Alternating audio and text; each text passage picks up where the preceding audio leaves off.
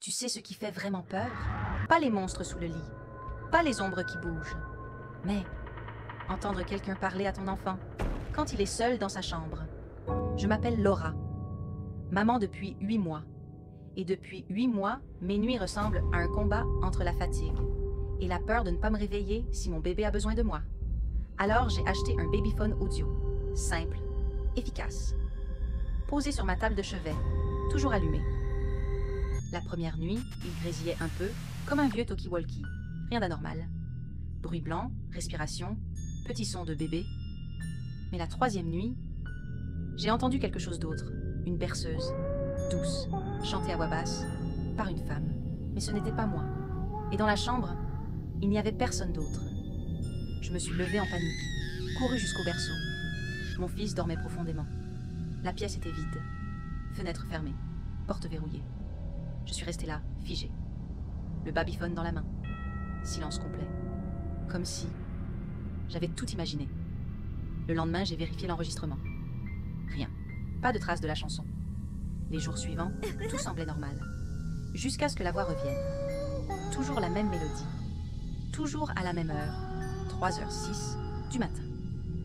Et cette fois, j'ai entendu mon bébé rire. Il ne rit jamais en dormant. Jamais. Sauf cette nuit-là. Je n'ai pas eu le courage d'entrer. Je suis restée assise dans le couloir, collée à la porte, le cœur en vrac. Le lendemain matin, je l'ai trouvé debout dans son berceau, souriant, les yeux grands ouverts et chantonnant la même berceuse. Le problème, ce n'était pas une chanson qu'il avait déjà entendue. Je ne la connaissais pas, et lui non plus. J'ai cherché. J'ai demandé à une appli de reconnaissance audio. Et là, une réponse. Une vieille comptine enregistrée dans une langue ancienne, oubliée, par une femme internée dans un hôpital psychiatrique en 1903. J'ai creusé. Son nom, Élise Lambert. Elle disait chanter pour les enfants du futur. Et surtout, elle est morte exactement un 3 octobre, le jour de naissance de mon fils. J'ai voulu jeter le babyphone, mais à 3h06 cette nuit-là, je l'ai rallumé. Et j'ai entendu une phrase. Pas chanter, parler. Je veille sur lui, tu peux dormir maintenant.